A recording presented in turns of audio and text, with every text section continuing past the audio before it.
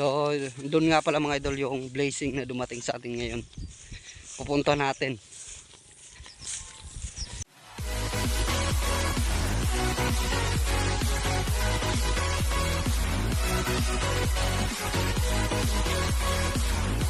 Magandang araw sa inyo mga idol. Shoutout sa inyong lahat at shoutout sa 45,000 subscriber natin. So bali mga idol, sa episode na to papakita ko na sa inyo yung dumating sa ating bagong blazing. So yan mga idol, kung makita nyo, ayan, tapos na lahat yung palaya natin, no? Tapos na lahat yan. Bali magsisimula na naman tayong mag-araro. So doon nga pala mga idol yung blazing na dumating sa atin ngayon. Pupunta natin.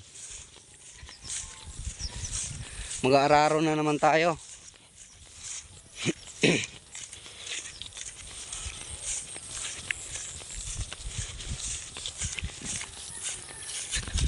Ito mga idol, yung kalabaw ko. Ito yung bago nating blazing. Hindi ito. Ito yung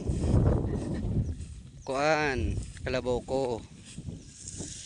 Yan. Bale may yung bagong blazing natin mga idol, yung ito. Yung kapatid nito. So nanganak na kasi yung nanay nito mga idol. Bali kagabi daw. Bali di ako nakapunta kaninang umaga kasi nagpakumpako gabi o kaninang umaga. Patricer. So tapos na lahat. Bali titingnan natin kung maganda yung at malusog yung natin kalabaw. Lalaki ulit mga idol yung anak. Pangatlong anak niya na lalaki. Puro lalaki yung anak niya, 3 na. Bale ito mga idol, yung kalabaw ko ngayon 4 na. Yung inahin, tapos di ba unang anak nito yung puti. Unang anak niya puti. So nabenta ko yung mga idol nung kinapos ako sa pang abono. Tapos nung nanganak na, yun, hindi ko binenta yon. Yung pangalawang anak niya. Tapos ito yung pangatlo.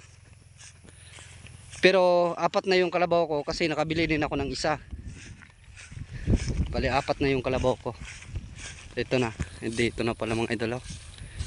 Laki din ng anak ah. Ayan na mga idol, yung anak ko. Kagabi lang daw to mga idol.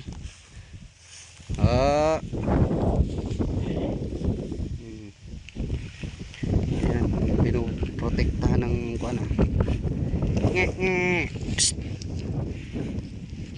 Nge. Oh, lumalapit mga idol ah. Nge.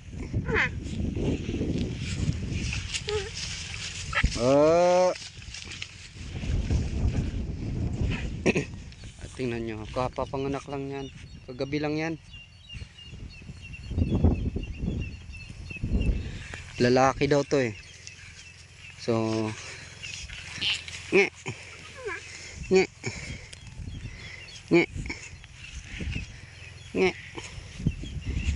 Yan.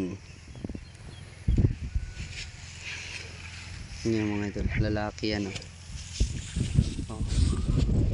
Lalaki. 4 na yung kalabaw ko. So ayun na mga idol oh. Kagabi lang pero okay na agad yung niya. Medyo malakas na kaagad. Yan. Ito lang yung kagandahan dito mga idol sa probinsya. So kapag may mga alaga kang hayop, ganyan, may mga alaga kang hayop. Kasi napakamahal na mga idol ng ngayon. Napakamahal na ngayon ang kalabaw, ng presyo ng kalabaw ngayon. So isipin nyo na lang, kung may isang kalabaw ka lang, taon-taon nanganganak yan, yung kalabaw ko na yan. Taon-taon.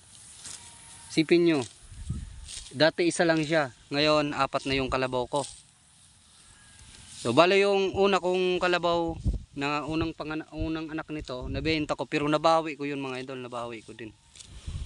Nasasayangan kasi ako nung nabenta ko yun. So na-content ko din yun. Nasasayangan talaga ako nung binenta ko siya. Kaya bumili ulit ako. Kaya nakabawi din ako. Kaya 4 pa rin yung kalabaw ko. Wala pang nabawas sa kalabaw ko ngayon. So, kagandahan lang dito, pag may mga alaga ka ganitong hayop. Kasi for emergency. In case of emergency, may mahuhugot ka.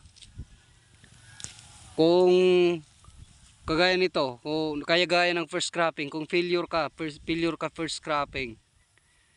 Kung failure kami, tapos hindi pa kami nagtanim ngayong cropping. O paano, ano na lang? Wala. Pero kung ganito may mga hayop ka, pwede mo din maibenta. So kung for emergency nga, kailangan mo ng pera, may maibebenta ka. Kaya napakaganda mag-alaga talaga ng mga hayop. Kagaya kung dito ka lang sa probinsya. Kaya nung bago kong kinukuha na babuyan, kagaya niyan. So itutuloy-tuloy ko yan. Kahit magmahal man yung baboy, magmumura man yung baboy, tutuloy-tuloy ko yan. Para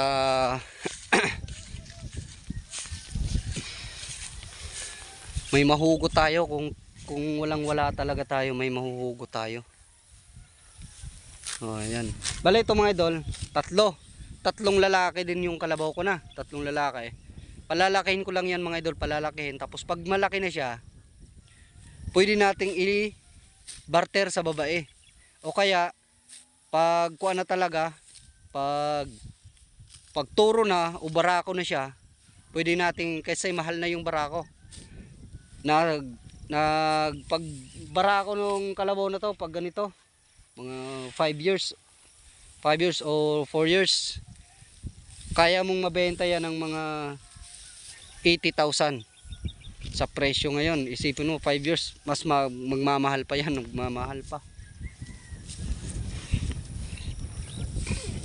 Ganyan kaganda yung may mga alaga kang hayop sa bukid. In case of emergency, mayroon tayong mahuhugot. Nge nge nge nge nge nge nge nge nge nge nge nge nge nge nge nge nge nge.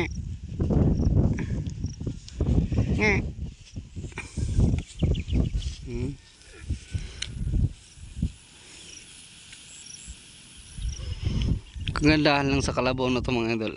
Taon-taon talaga yan. Taon-taon nanganganak. Isipin nyo yung dinaanan natin kanina. Yun yung kuan. Nanganak yun nung nakaraang taon, October. Bali nag-1 taon yun noong October.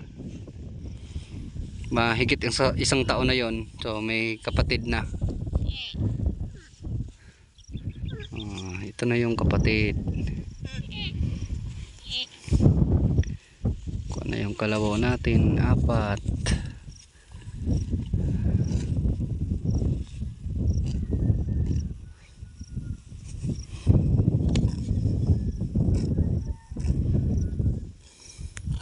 So ayun mga idol, ayun na yung kalabaw natin. Uwi na tayo.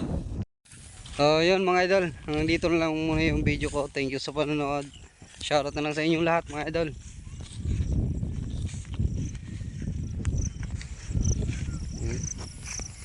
Palubog na si Haring Araw.